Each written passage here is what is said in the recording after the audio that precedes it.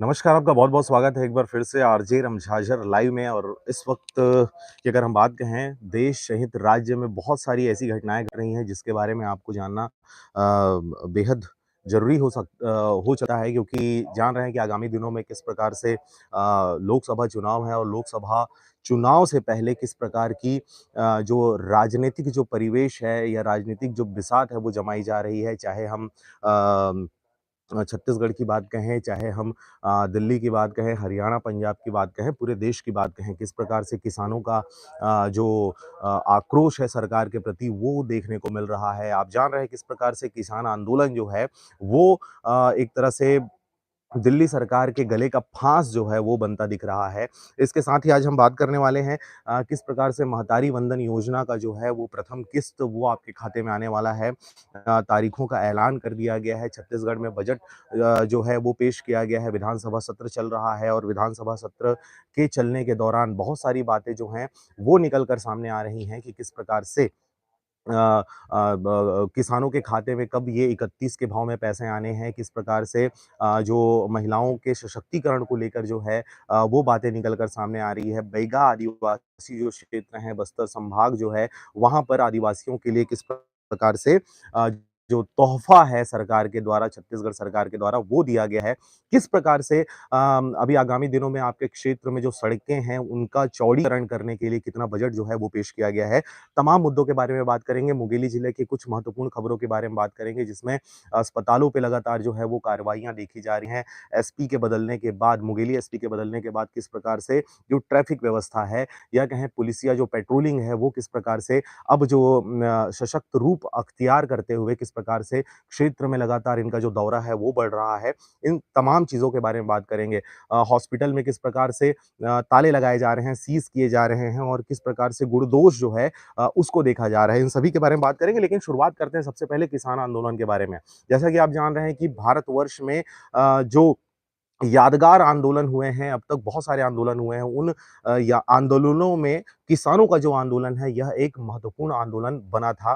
किस प्रकार से जो 13-14 महीने जो थे, वो किसानों ने दिल्ली को एक तरह से घेर कर रख दिया था और उसके बाद उस समय के तत्कालिक जो प्रधानमंत्री थे नरेंद्र मोदी साहब, उनके सरकार के द्वारा उनको यह आश्वासन दिया गया था कि हाँ, हम आपके काले आपके द्वारा जो कहे जा रहे कानून हैं, जिसको काला आपने कहा है, उसको हम वापस लेते हैं।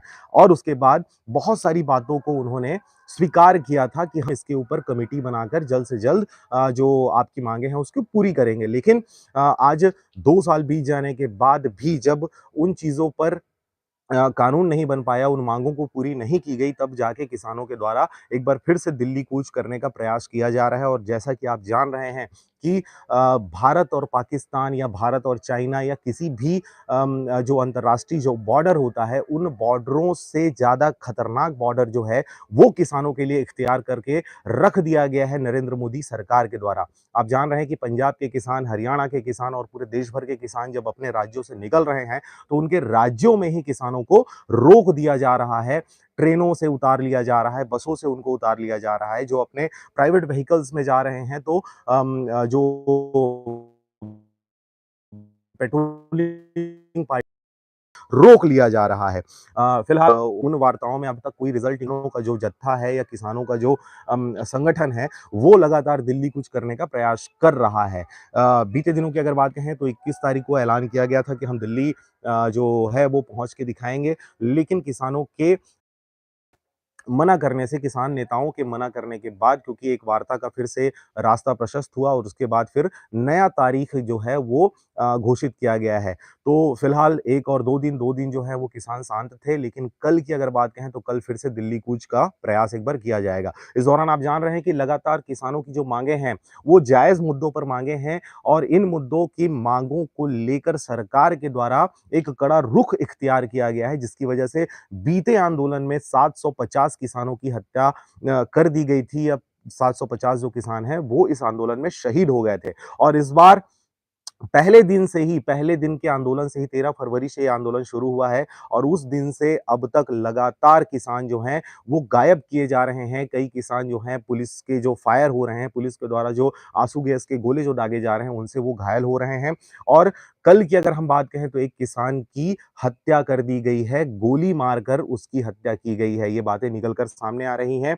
लेकिन किस प्रकार से जो राजनीतिक माहौल है वो परिवर्तन की ओर दिखाई दे रहा है, ये आप समझ सकते हैं। किस प्रकार से अपनी सत्ता, अपनी अकड़ दिखाने के लिए सरकार किस हद तक गिर सकती है, अपने देश के नागरिकों को, अपने देश के अन्नदाताओं को, किसानों को किस हद तक परेशान कर सकती है। आप देख सकते हैं, यहाँ लोकतंत्र या प्रजातंत्र की बात कहना अब अम एक तरह से मज़ाक लग रहा है, क्योंकि जो किसान है वो आम जनता है, किसान जो हैं वो देश के अन्नदाता हैं और उनको उनकी राजधानी जाने से किस प्रकार से सरकार जो है वो बैरिकेड्स लगाकर रोक रही है, ये कहीं भी जायज़ नहीं ठहराया जा सकता।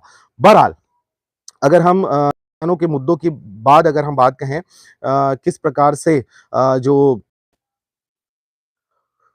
हमारे छत्तीसगढ़ के पूर्व मंत्री कवासी लखमा जो अपने तेज तर्राट जो अपने बयानों के नाम से जाने जाते हैं, इनके लिए एक दुखद घटना जो है दुखद समाचार है वो निकल कर सामने आ रही है। समाचार यह है कि उनको हार्ट अटैक का दौरा पड़ा है, दिल का दौरा पड़ा है, हार्ट अटैक आया है जिसकी वजह से उनको अस्पताल जो है रायपुर में एमएमआई में उनको एडमिट किया गया है और अब तक जो मिली जानकारी है उसके मुताबिक अगर हम बात कहें कि मंगलवार को विधानसभा की कार्रवाई जो चल रही थी, इसी दौरान उनकी तबीयत बिगड़ी और फिलहाल कवासी लखमा पूरी तरह से स्वस्थ तो नहीं है, लेकिन उनको अस्पताल में एडमिट करा दिया गया और उनका इलाज लगातार जारी है। तो इस प्रकार की खबरें निकल कर सामने आ रही है कि विधानसभा सत्र के दौरान जो है वो किस प्रकार से उनको दौरा पड़ रहा है। विधानसभा सत्र की अगर बात कहें तो इन सत्रों में इस सत्र में पूरे छत्तीसगढ़ी भाषा में सभी जो विधायक हैं हमारे वो बात कर रहे हैं, हँसी-मज़ाक का दौर भी चल रहा है।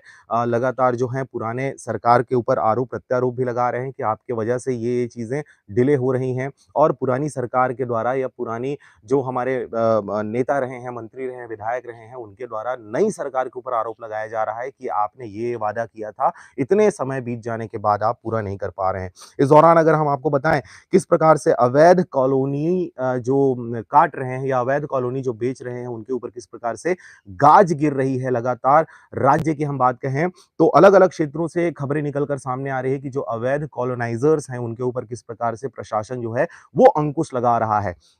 आपको बताएँ कि कॉलोनी पर जो है वो 7 दिनों में माँगा है जवाब अवैध प्लॉटिंग फिर भी उनके द्वारा कोई जवाब अब तक नहीं दिया गया। कई बार नोटिस दिया जा चुका है। अब ये जो है नोटिस अभी अवैध कॉलोनाइज़र्स को अभी नोटिस जारी अंतिम नोटिस है और इस नोटिस के बाद जो है अब कार्रवाइयाँ देखी जाएँगी। किस प्रकार से जो भाजपा सरकार है वो अपने बुलडोज़र के नाम से जानी जाती है, आप जान रहे हैं। अब छत्तीसगढ़ में भारतीय जनता पार्टी की सरकार बनने के बाद इस क्षेत्र में भी कई जगहों पर बुलडोज़र की मार जो है वो आम जनता को झेलना पड़ रहा है। अब अगर हम मुंगेली जिले की बात कहें तो यहाँ पर भी अवैध कॉलोनाइज़र्स पर गाज गिरी हुई है, यहाँ पर अंतिम नोटिस जारी किया गया है और इस नोटिस के बाद जो निर्माणाधीन जो भवन है, निर्माणाधीन जो कॉलोनी है, उनके ऊपर किस प्रकार से बुलडोज़र की जो मार है, वो पड़ने वाली है। अगर हम जिला के कलेक्टर की बात कहें तो इनके आदेश को गंभीरता से लेते हुए प्रशासनिक अधिकारियों की टीम लगातार मुहिम चला रही है, जो नगर पालिका क्षेत्र के अम्बेडकर वार्ड क्रमांक 13 में आने वाले ऐसे एक प्लॉटिंग को लेकर नगर पालिका प्रशासन द्वारा नोटिस जारी किया गया है और आगामी दिनों में इस पर कड़ी कार्रवाई भी देखी जाएगी। इस प्रकार की खबरें निकल कर सामने आ रही है। इस दौरान अगर हम आपको बताएँ कि किस प्रकार से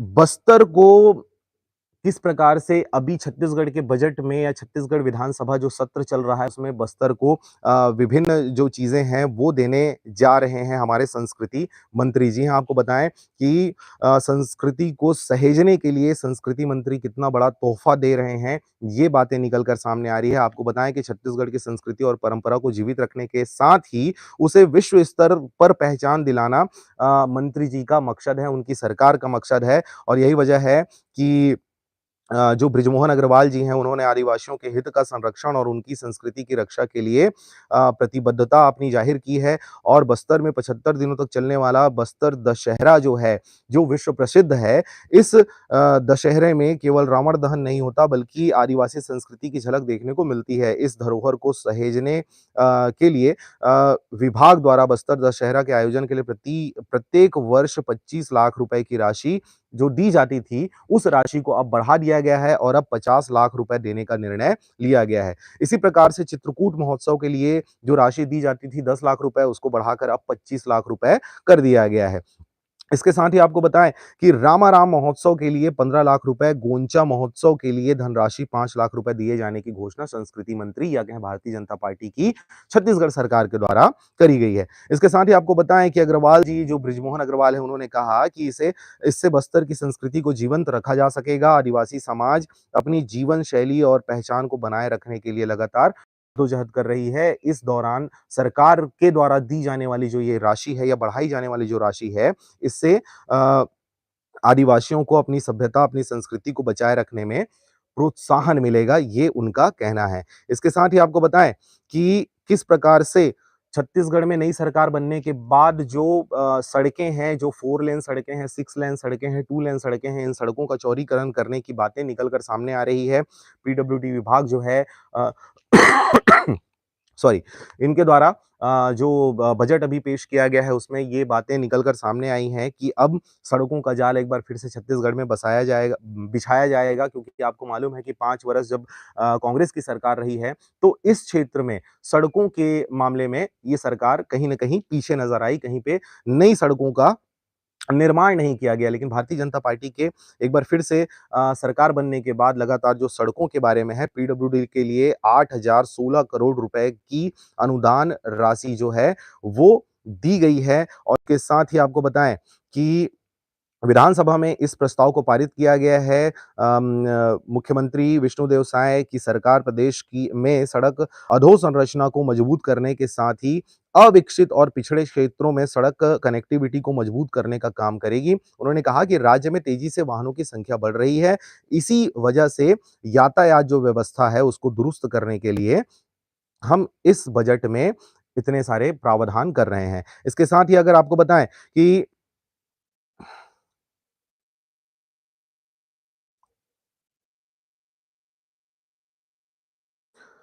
छत्तीसगढ़ के मुंगेली की अगर बात कहें तो यहाँ पर एक-एक से प्रकार की नई-नई प्रकार की खबरें जो है वो देखने और सुनने को मिलती है। किस प्रकार से यहाँ पर प्रशासनिक अधिकारी और कर्मचारी जो हैं वो अपने दायरे से हटकर किस प्रकार से अपनी सर्विस जो है उसको उसकी खाना-पूर्ति करते ये देखे जाते हैं। जी हाँ, सैलरी तो पूरी लेते हैं लेकिन इनकी जो कार्यशैली है इनके क्षेत्र में कार्यक्षेत्र में जो है वो काफ़ी संदेहास्पद देखी जाती है। कहीं अपनी ज़िम्मेदारियों को पूरी नहीं करते हैं और कहीं आवश्यकता से ज़्यादा बड़ी ज़िम्मेदारी अपने उनके द्वारा ले ली जाती है। इसी दौरान एक नई खबर निकल कर सामने आई है, मुंगेली जिले से है। नशे की हालत में एक टीचर को पकड़ा गया और वीडियो जो है वो सामने आने के बाद कलेक्टर साहब ने एक्शन लिया और उस जो टीचर था उनको बर्खास्त कर दिया गया है। छत्तीसगढ़ के मुंगेली में नशे की हालत में स्कूल आना और अध्यापन कार्य में रुचि नहीं लेने पर सहायक शिक्षक पर कार्रवाई की गई है। जी हाँ, इस दौरान आपको बताएँ कलेक्टर के निर्देशन पर डीईओ ने टीचर को निलंबित कर दिया है। आपको बताएँ कि जिला शिक्षा अधिकारी जीएल चतुर्वेदी द्वारा जिले के लोरमी विकास खंड के ग्राम नवलपुर प्राथमिक शाला के सहायक शिक्षक दुर्गेश राठौर को इस कृत्य की वजह से उनको उनके पद से जो है वो निलंबित कर दिया गया है। जी हाँ, इस दौरान आपको बताएँ कि छत्तीसगढ़ उच्च न्यायालय से भी एक खबर निकल कर आज सामने आई। छत्तीसगढ़ उच्च न्यायालय बिलासपुर में किया गया शोक सभा का आयोजन। जी हाँ, आपको बताएँ कि 22/2/2024 को दोपहर साढ़े 3 बजे के आसपास छत्तीसगढ़ उच्च न्यायालय बिलासपुर में माननीय मुख्य न्यायाधीश महोदय जी के कोर्ट रूम में प्रख्यात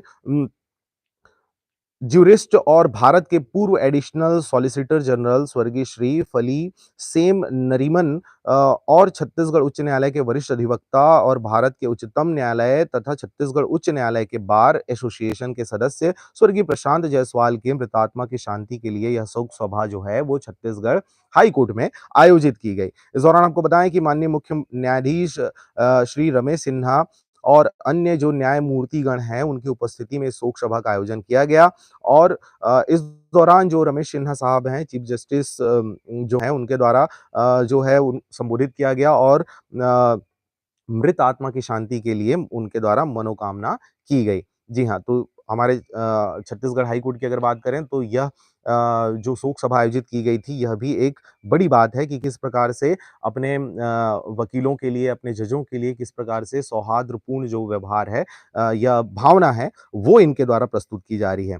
इस दौरान आपको बताएँ कि किसान आंदोलन हाई टेक हो चुका है। किसान की मौत के बाद एक किसान की जान जाने के बाद लगभग 20 से 25 जो किसान हैं वो वहाँ से आंदोलन जो क्षेत्र है वहाँ से वो गायब मिल रहे हैं। उनके बारे में जाँच पड़ताल की जा रही है, खोजबीन की जा रही है, लेकिन अभी तक उन किसानों की कोई भी जानकारी नहीं मिल पाई है। इस दौरान आपको बताएँ कि 7 किसानों की जान गई है, इस प्रकार की खबरें निकल कर सामने आ रही है, लेकिन अब तक जो प्रमाणित किया गया है, जो लीगल जो बातें निकल कर सामने आई उसमें एक ही जवान की बात कही जा रही है जिसके एक ही किसान की बात आ रही है निकल कर सामने जिसके सर पर यहाँ पर गोली लगा हुआ है। वह 22 से 23 साल का एक युवा किसान है जिसकी मौत की बात आई है। लेकिन अगर हम किसानों से जो मिली जानकारी है उसके बारे में अगर बात कहें तो 7 जान अब तक जा चुकी है। आज ब्लैक डे का आह्वान किया गया था किसान संगठनों के द्वारा क्यों? क्योंकि किस प्रकार से किसानों को गायब किया जा रहा है, किसानों की हत्या जो प्रशासन है या सरकार है उसके द्वारा करवाई जा रही है। इसलिए आज का दिन जो है वो ब्लैक डे के रूप में आह्वान किया गया था। दिल्ली मार्च पर अब जो है अगली तारीख का फैसला किसान संगठनों के द्वारा जल्द ही किया जाएगा। इस दौरान आपको बताएँ कि छत्तीसगढ़ में लगातार जो खनिज परिवहन है, खनिजों का जो बंदरबाट है, इस प्रकार की खबरें लगातार निकल कर सामने आती है। किस प्रकार से खनिजों का दोहन किया जा रहा है, छत्तीसगढ़ में आज भी अवैध रूप से खनिजों का परिवहन किया जा रहा है, जिस पर 7 मामलों पर संज्ञान लेते हुए लगातार जो बिलासपुर रेंज के जो अधिकारी हैं, उनके द्वारा कार्रवाइयाँ की जा रही हैं। लगातार जो मुरुम है, मिट्टी है, रेत है और स्पेशल अभी के समय पे रेत माफियाओं पर अंकुश लगाने के लिए जो खनिज विभाग है उनके द्वारा लगातार कार्रवाइयाँ की जा रही है। इस दौरान आपको बताएँ कि महतारी वंदन योजना आपको जैसा पता है कि किस प्रकार से हमारे देश की महिलाओं को, शादीशुदा महिलाओं को और विधवा जो महिलाएँ हैं उन सभियों को अब ये जो है महतारी वंदन योजना इसका लाभ दिया जाएगा।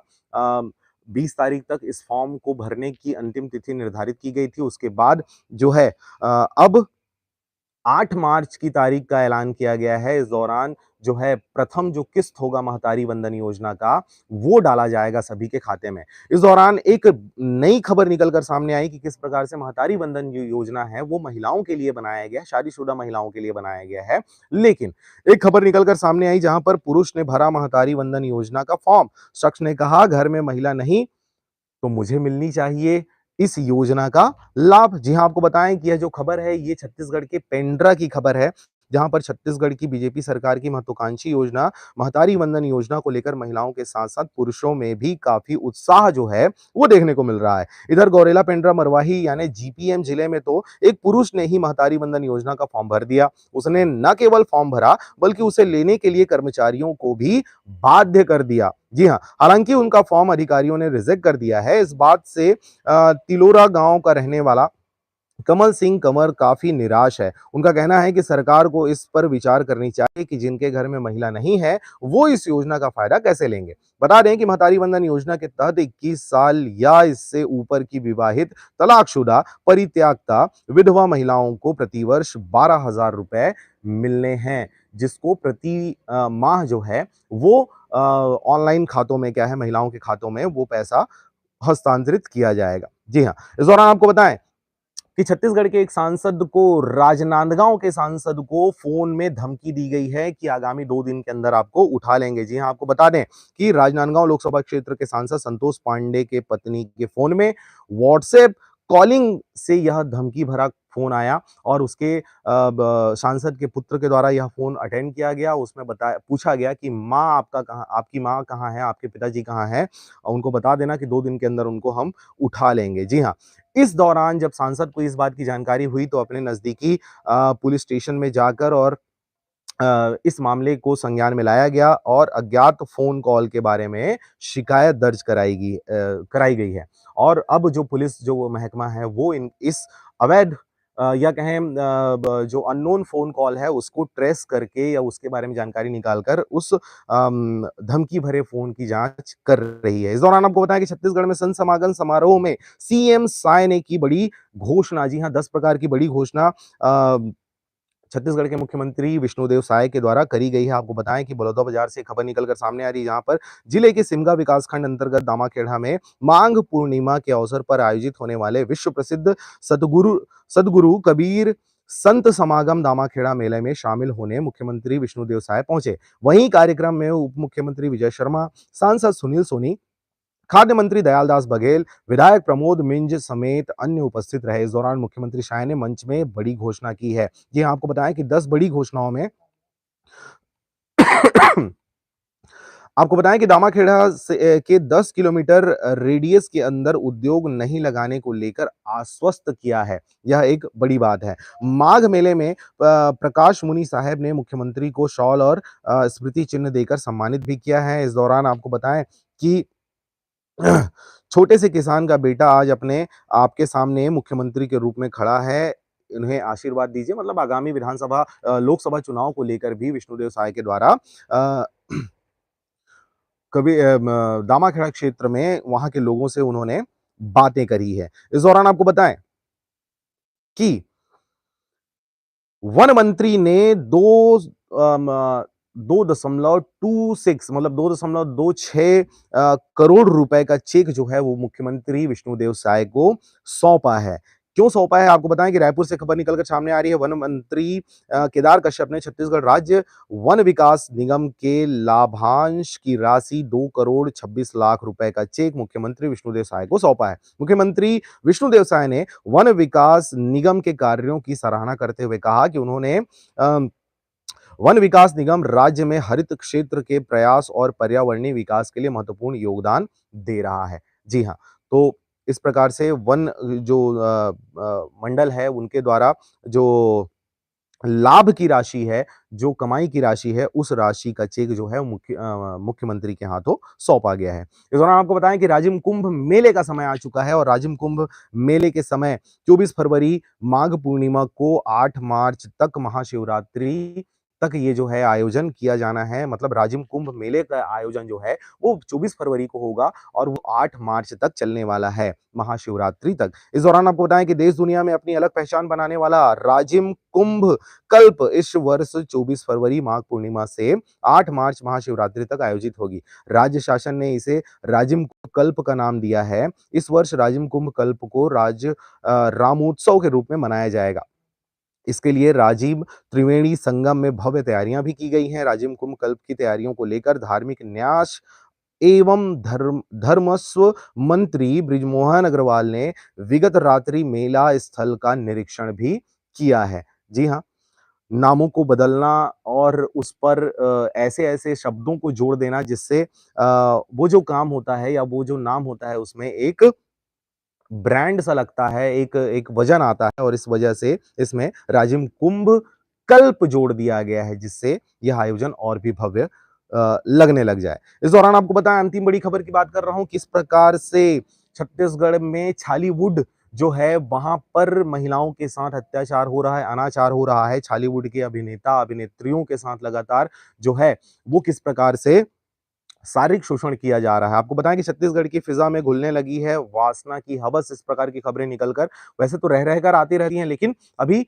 रिसेंट में एक घटना घटी है जिसके दौरान ज़ीरो से हीरो बने बिल्डर हीरो पर लगे हैं ये गंभीर आरोप। खून के रिश्ते ने ही लगा दिया खून के रिश्ते ने ही लगा दिए गंदी बात करने का आरोप। जी हाँ, आपको बताएँ कि किस प्रकार से छत्तीसगढ़ी फ़िल्मों के अभिनेता, निर्माता, निर्देशक और बिल्डर मनोज राजपूत के खिलाफ दुष्कर्म एवं अप्राकृतिक अनाचार का जीआरपी भिलाई भिलाई थाने में जो है ये मामला दर्ज कराया गया है। इस दौरान आपको बताएँ कि पुलिस ने तत्काल मनोज राजपूत को गिरफ्तार भी कर लिया है।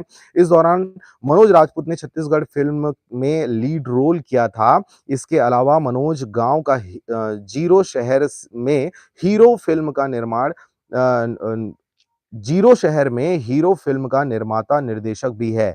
पीड़िता का आरोप है कि आरोपी मनोज राजपूत पिछले 12 वर्षों से शादी का प्रलोभन देकर उसके साथ दुष्कर्म करता रहा, लेकिन अब शादी से इनकार करने के बाद मनोज राजपूत द्वारा जो है वो इनकार कर दिया गया, जिसकी वजह से पीड़िता ने भिलाई थाने में जीपीआर थाने में रिपोर्ट दर्ज कराई है। जी हाँ, तो इस प्रकार की खबरें जो है वो छालीवुड से निकल कर सामने आ रही हैं। इस दौरान मैंने आपको स्वास्थ्य विभाग के बारे में बताया कि किस प्रकार से स्वास्थ्य विभाग में लापरवाही जो है वो प्राइवेट अस्पतालों के द्वारा बरती जा रही है और लगातार नियम कानूनों को ताक पर रखकर जो आम जनता है, उनके जीवन से किस प्रकार से खिलवाड़ किया जा रहा है, इसी पर लगाम लगाने के लिए लगातार जो है प्रशासन छत्तीसगढ़ के अधिकारी कर्मचारियों के द्वारा छत्तीसगढ़ की नई सरकार के नेतृत्व में इन आम जनता के जीवन की रक्षा करने के लिए लगातार जो प्राइवेट अस्पताल हैं, उन पर छापेमार की कार्रवाइयाँ की जा रही हैं और जहाँ पर भी नियम कानूनों को ताक पर रखकर अस्पतालों को संचालित किया जा रहा है, वहाँ पर ताला लगाकर उन अस्पतालों का रजिस्ट्रेशन या पंजीयन जो है वो सदा-सदा के लिए खारिज किया जा रहा है। तो इसी कड़ी में मुंगेली जिले में भी लगातार कार्रवाइयाँ हो रही हैं प्राइवेट अस्पतालों में और लगातार मुंगेली जिले में अस्पताल जो हैं, प्राइवेट हॉस्पिटल जो हैं वो खोले जा रहे हैं।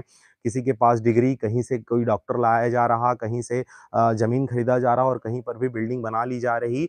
बगैर डिग्री के डॉक्टर जो हैं वो इलाज कर रहे हैं। बगैर सुरक्षा उपकरणों के बगैर वो जो जाँच-पड़ताल के लिए जाँच के लिए जो इक्विपमेंट की आवश्यकता होती है, उसके बगैर जो है अस्पताल खोले जा रहे हैं और यहाँ पर जिला अस्पताल से भोले-भाले जो ग्रामीण हैं, जो मज़दूर वर्ग है, जो दूर-दराज से इलाज करवाने जिला अस्पताल आते हैं, वहाँ पर रेफ़र किया जाता है और रेफ़र करने के बाद जो एम्बुलेंस होते हैं, प्राइवेट एम्बुलेंस और सरकारी एम्बुलेंस, ये सारे एम्बुलेंस जो हैं, जहाँ से मोटी रकम इनको मिलता है, जहाँ से मोटा इनको कमीशन मिलता है, उन अस्पतालों में इन भोले-भाले मरीजों को ले जाकर छोड़ देते हैं और वहाँ पर इलाज के अभाव में, सही इलाज के अभाव में लोग अपनी दम तक तोड़ रहे हैं। फिलहाल इस वीडियो में इतना ही। किसान आंदोलन को आप भी सपोर्ट करें। छत्तीसगढ़ की ही बात नहीं है, यह पूरे देश के किसानों की बात है। कई लोग ये कह रहे हैं कि सिर्फ़ पंजाब और हरियाणा के किसान हैं। जी नहीं, पूरे देश के लिए वो जो किसान हैं, बॉर्डर पर अपनी जानें दे रहे हैं और वहाँ पर अनिश्चितकालीन आंदोलन के लिए वहाँ पर किसान तैयार हैं। मैं छत्तीसगढ़ के लोगों को, अपने दर्शकों को कहना चाहूँगा कि किसान आंदोलन को आप भी सपोर्ट करें। प्रत्यक्ष रूप से ना सही, अप्रत्यक्ष रूप से भी आप सपोर्ट कर सकते हैं। फिलहाल इस वीडियो को लाइक करें, सब्सक्राइब करें अगर आपने चैनल को सब्सक्राइब नहीं किया है तो और इस खबर के लिंक को ज़्यादा से ज़्यादा लोगों तक शेयर करें। इस वीडियो में इतना ही, नमस्कार।